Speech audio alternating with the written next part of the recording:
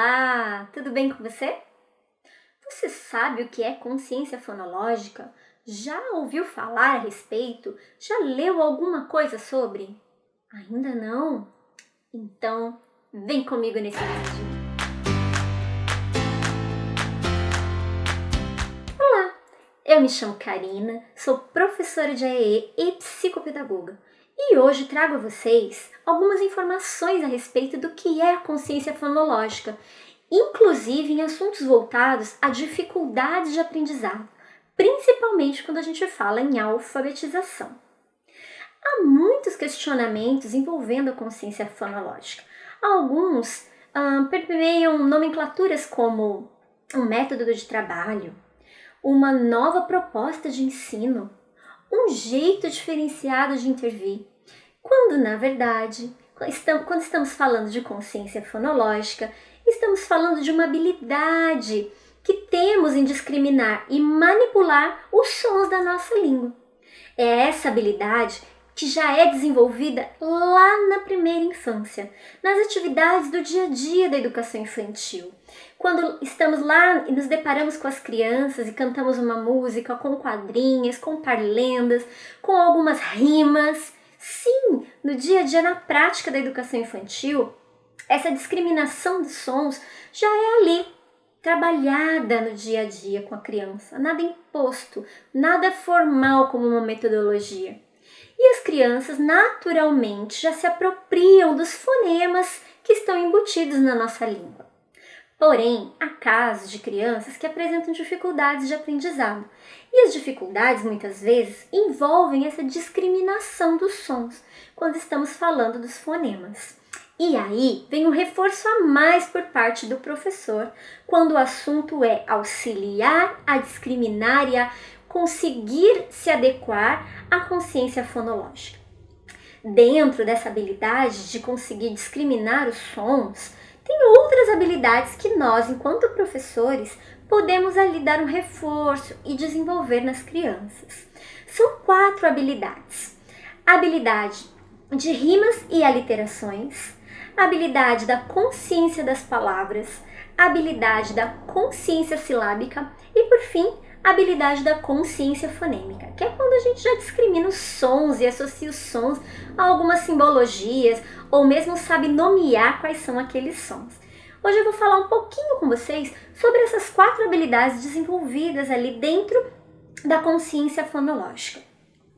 Quando a gente fala em habilidades de rimas e aliterações, não estamos falando nada diferente de oferecer trava-línguas, de oferecer versos, pequenas canções com rimas. Os trabalhos envolvendo rimas são trabalhos que a gente observa o final das palavrinhas, né? Quando eu falo, por exemplo, pato, eu sei que pato rima com mato. Eu sei que gato rima com pato, que rima com mato. São atividades que proporcionam às crianças a entender que o finalzinho das palavras combinam. Quando eu falo em aliterações, eu já estou me voltando para o início das palavras. E aí a gente encontra, mais comumente, nos trava-línguas, né? O rato roeu a roupa do rei de Roma. 3 pratos de trigo para 3 tigres tristes. Então, combina, né? As consoantes dessas palavras, inicialmente, são palavras que combinam. E a criança, já lá na educação infantil, consegue discriminar que as palavrinhas combinam. Eu tive uma experiência algum tempo atrás de uma criança que veio até mim para comunicar que dentro da palavra gelatina estava embutido o nome Tina, que era o nome de uma pessoa que ela conhecia. E isso era uma criança de apenas 3 anos. Então, naturalmente, com os estímulos do dia a dia, as crianças já conseguem discriminar alguns pedacinhos de palavras que combinam. E isso sem associar ainda a escrita, nomes de letras ou mesmo nomear os fonemas.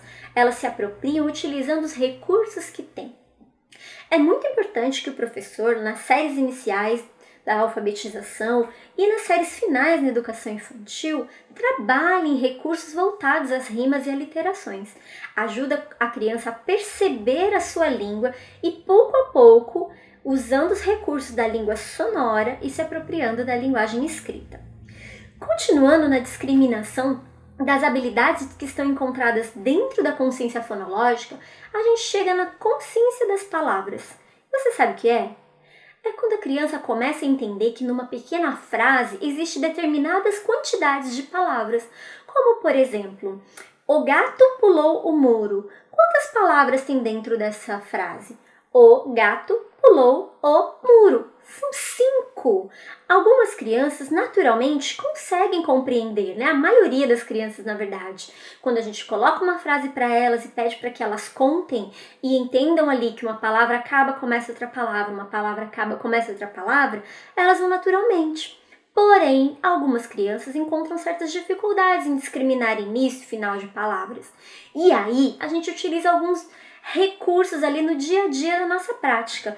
Lembrem-se, eu não estou falando de nenhuma metodologia, apenas de intervenções diferenciadas, como por exemplo, crianças, vamos bater palma para cada palavra diferente que nós falarmos. O gato pulou o muro. Quantas palmas a gente bateu? Ou o gato pulou o muro. Quantas palmas nós batemos na mesa? Quantos toques nós demos na mesa? Ou mesmo quando a criança apresenta uma dificuldade de aprendizado voltada para a compreensão do som, utilizar recursos do dia a dia, como associar cada palavra a um lápis ou cada palavra a um pedacinho de papel, para que ela entenda que ali tem vários segmentos dentro de uma oração. Essa habilidade é denominada consciência das palavras e é muito importante para que a criança comece a se apropriar da leitura e da associação dos sons. Ela vai, por exemplo, saber que numa parlenda, lá em cima do piano, ela vai iniciar com lá. Lá tem um som de lata ou da Larissa da sala. Lá em cima do piano tem que terminar no no. Porque piano acaba com o, mesmo que ela ainda não saiba nomear as letras. Esse exemplo que eu dei ela já saberia, mas mesmo que ela não consiga ainda nomear, falar o nome das letras, ela consegue associar o começo e o final. É muito importante que a criança se aproprie da consciência das palavras para pouco a pouco desenvolver também as estratégias de leitura. Dando sequência, nós temos aí a consciência das sílabas. Ainda não estou falando de grafemas, a gente ainda está permeando os sons da nossa língua.